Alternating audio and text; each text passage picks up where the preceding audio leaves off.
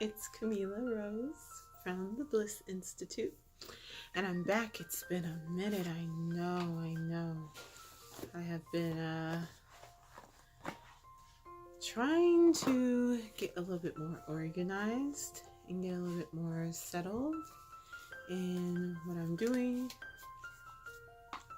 in my everyday life. I feel like this is something that maybe everybody's been dealing a little bit with over the past year, finishing out this year. But I said it's 2019. Here we are. Alright, so I'm gonna do a reading for the new year using the Starman Tarot. This is the David Bowie Tarot, and I love it. It is created by David, or maybe it's David De Angelis and Esther De Angelis. So, if I'm saying those names incorrectly, please forgive me. And it's gorgeous. This is probably one of the prettiest decks I have used in a while. I was looking at some of my other decks, but I absolutely love it. Let's see what card is on the bottom. Oh, the Queen. Here you go, the Queen of Pentacles. Look at that. Just look at it. It's gorgeous. I mean, I love it. It's just so pretty. This is just one of the prettiest decks ever. And it just feels so fitting for Aquarius season. Been doing a lot of reading up on the age of Aquarius. I've been doing a lot of reading on the ages and how those affect our general energies and what we're working on and what we're doing. So with an age of Aquarius, it's a very innovative time of technological advancement and growth, and we're really stepping into this understanding of what it means to take our needs, our emotional and our needs of our subconscious, and to move those up into a way they can be expressed through creation and through manifestation, and using physical things, material things, to improve our overall experience of life. So it's a lot of fun to look at, and then how those play into the opposite sign. So for Aquarius, that would be Leo, so the fire sign. So that's a lot of notoriety, charm, social interactions, and being a leader, being in the spotlight, being the lioness, just having those qualities of what we might think of as perhaps a charismatic leader, or someone who is just very, they're the Leos, they're the sunshine of the zodiac. And so having those two kind of play together, so that's a lot of that fame that we see that's coming forth now from different platforms, technological platforms, as opposed to the more standardized ways of the films or TV shows and things like that. Now there's just all these different ways that people are able to connect and come together and to express who they are, to let their sun shine through them, and how they can use these different ways to just be creative, to express that subconscious urge and desire and meaning and feelings within them. So it's a lot of fun to look into. I'll probably do some more about that later, especially how previous cycles have played into this current one, and then even for that, how our next cycle of Capricorn and Capricorn and Cancer will play into the next cycle that's coming forth after that. So all that to say, onto a reading for the new year. And I'm not even sure. I think I'm just gonna see what cards come out. We've already had two of Wands. Let's take a look at that. Isn't that gorgeous? I'm gonna actually move that up even further. Two of Wands. This came up as the card of the year for I can't remember which sign it was. I have it on my Instagram. It's the Bliss Institute.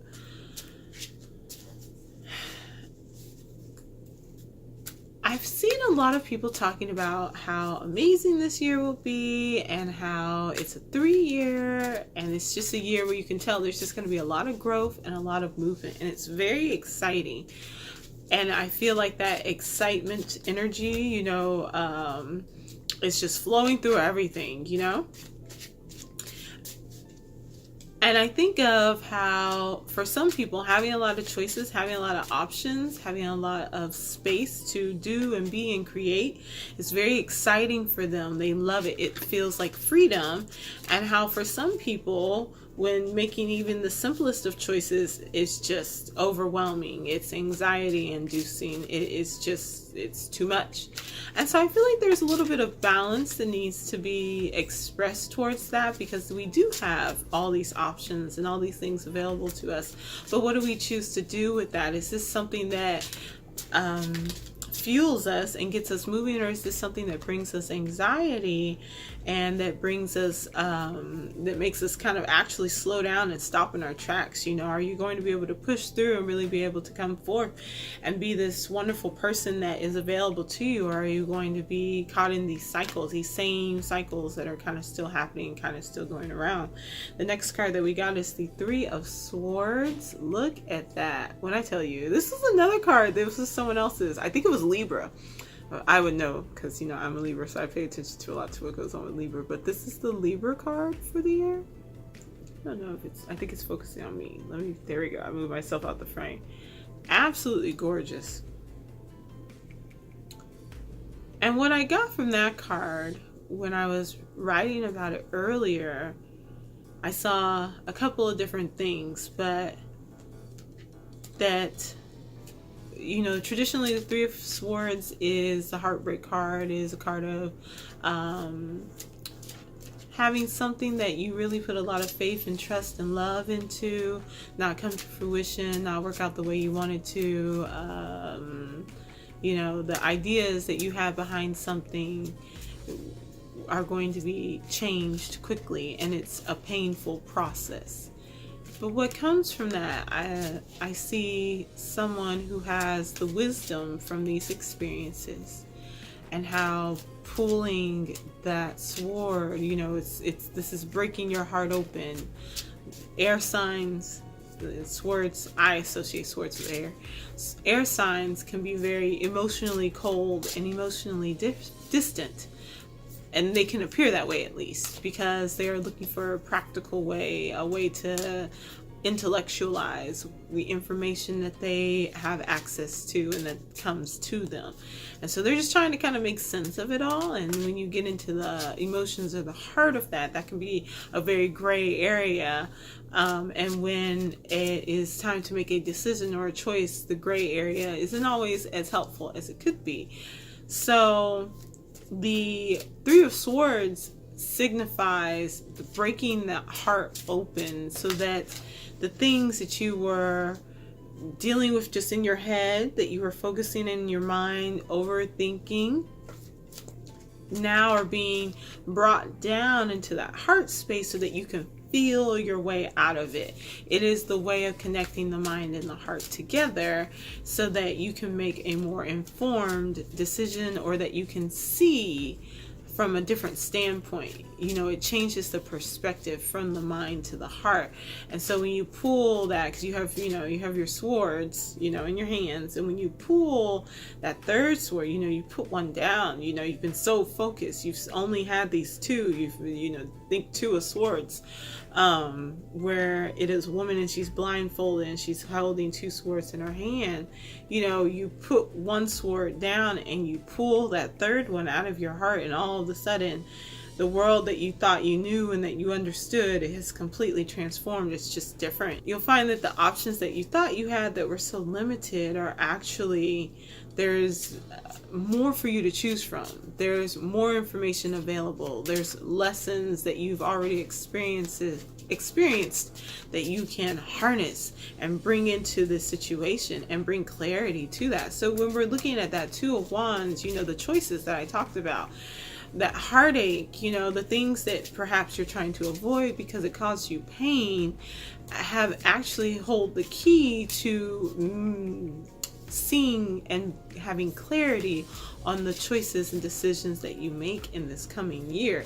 So use your wounds, use those heart wounds, use those heartaches, use the things that you feel that you lost in 2018. And I know a lot of people had a very difficult time in 2018. Use that as the springboard into what it is that you choose to do now in 2019, and know the lessons. You don't have to keep repeating the same cycles. You can change things and you can make them better, because you deserve that. We all deserve to be able to have that growth and that clarity that comes from these situations. All right, so let's see what else we have. Oh, the Nine of Swords. All right, so you all. So there's going to be a lot of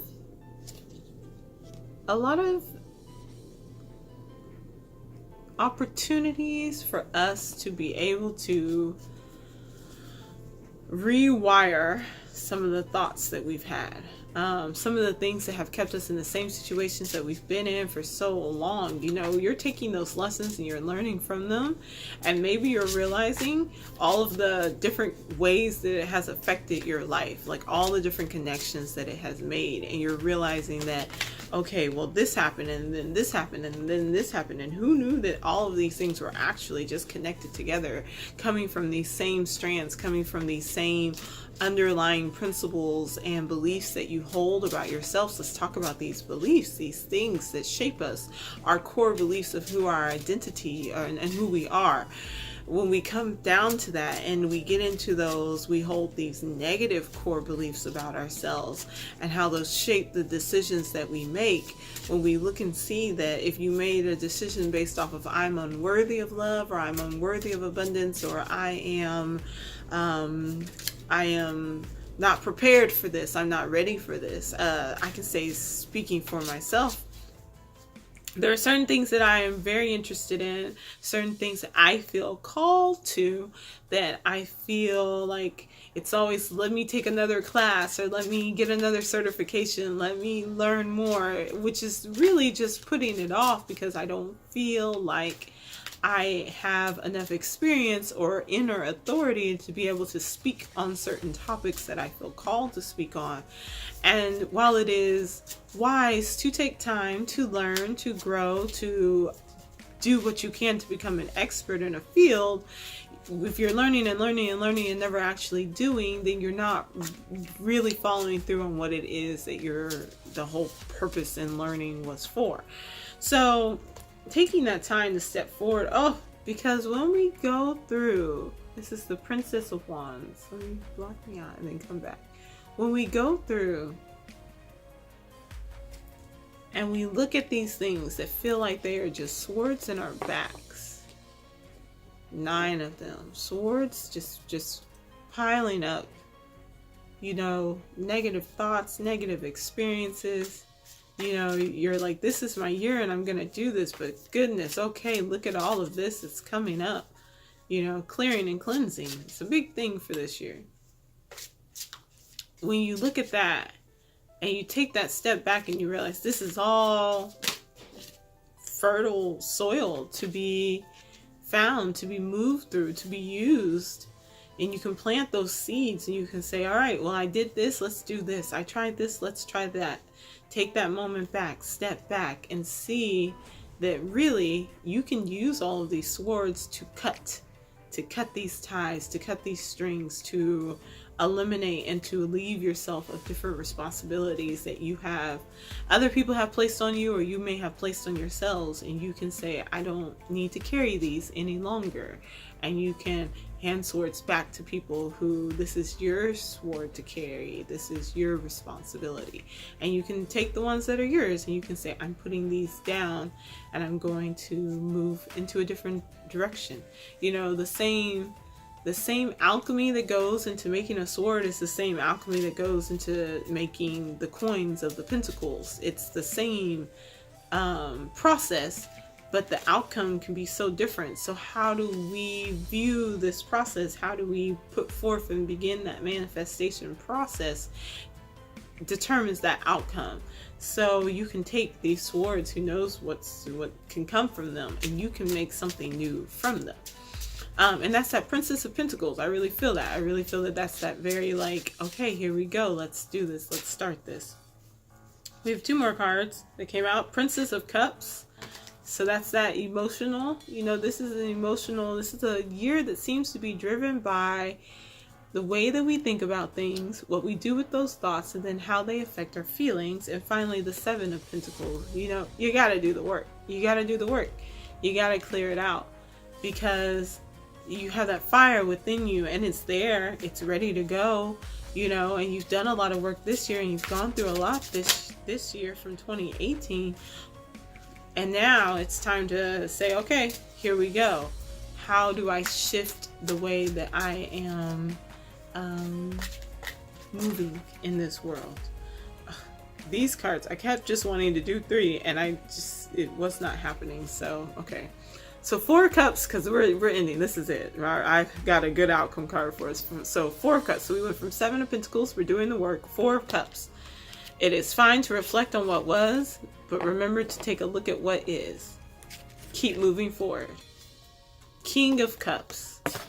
Emotional mastery. Emotional intelligence. Look at all of what he's found. Look at what he's created. Look at the world around you and understand that your emotions do affect you, and they do affect others around you, and they do affect your overall outcome of things. But when your emotions get tied up in your thoughts and nothing can flow, you got to figure out how to put those into balance. You've got to figure out how those feelings are developed and why you feel the way you feel, and then let go of what can be done. So I had a talk with my mother the other day. And I thought about it and I said, I cannot remember the last time I was really like hurt about something that someone had caused me a large amount of emotional pain. It was the summer before that. The summer before that, I'd had some, you know, really kind of, oh my goodness, like they were emotionally intense moments and interactions and times. I said, but over the last year, I can honestly say I really haven't had any of that going on. I personally, so you know, reflect upon yourself, but I personally would use relationships to distract myself from the going-ons and the things that I needed to be doing. And so once I stopped doing that, I had extra time. You know how they say, you know, I had time today. I had time to look around and say, wait a minute, this isn't right. And wait a minute, this isn't right. This isn't how this should be. And so then when I realized the people that were involved in those things that weren't flowing and functioning the way they should be, I said, oh, well then you gotta go. And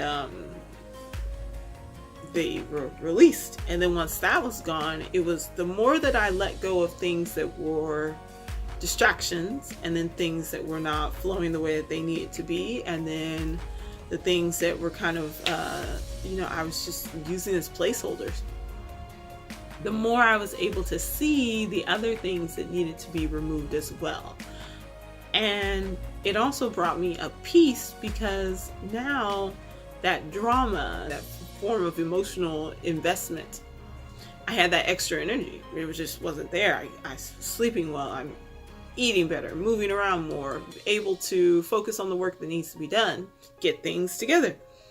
And I said, the energetic leak. A lot of times we have energetic leaks and we don't understand, like, why am I so tired? Why can't I get this done? Why can't I focus on this? And because there's something that's pulling your energy somewhere else. And it could be people, it could be things, it could be your own feelings and thoughts about what you should be doing instead, you know. But when that leak is just pulling from you, you can't function at your best. And the King of Cups is someone who has no emotional leaks. There's no energetic or emotional leaks going on here. He has created a tight ship. You know, he's ruling over water. He's ruling over the ship of our emotions and our navigation through those murky waters of the subconscious and all of that space. And he knows those waters. That's his home.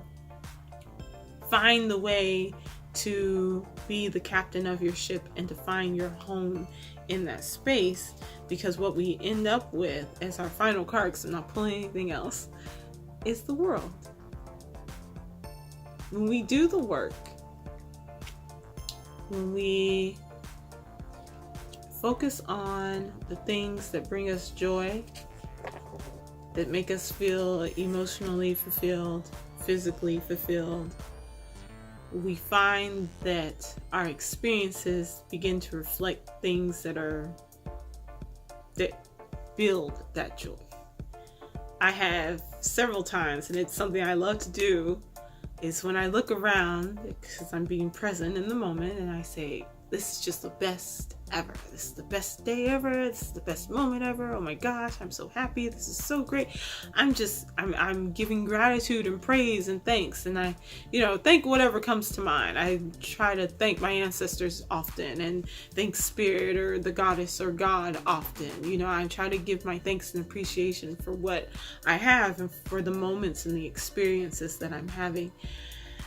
And being able to have that happen over and over and over again, and remembering and being like, gosh, didn't I just say that last week? And it makes me feel happier. It brings me more joy to know that this is happening more frequently. And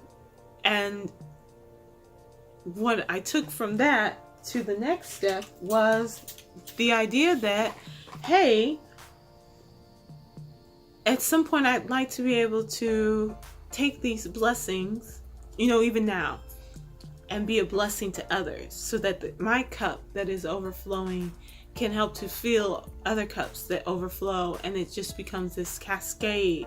It becomes this wave. It becomes this, waterfall of blessings for everyone. And so that everyone can get into these spaces where they're able to say, this is the best. This is amazing. I'm so joyful and thankful. And that is, looking around and making your world the space and the place that you would like for it to be. Your world is something that you don't have to dream about any longer, or feel that it's so far away from you. Realize that it's here with you now, and that it's great, and that it's getting better, and that tomorrow will be the best, and the next day will be the best, and the day after that will be amazing, and the day after that will be even better. And just having that, holding that space of abundance within you, so that when you look around outside of you, you can see that as well. So 2019, I think it's going to be fun. I think it's going to be good. I hope that everyone has moments of clarity. I hope that if you have anything that is highly emotional that happens to you, or tragic, or transitioning through death or disease or disorder, that you are able to find moments of peace and tranquility and growth and abundance and joy within those times. And I hope that everyone has a blessed new year. So I'll see you later. You'll have a great one. Bye.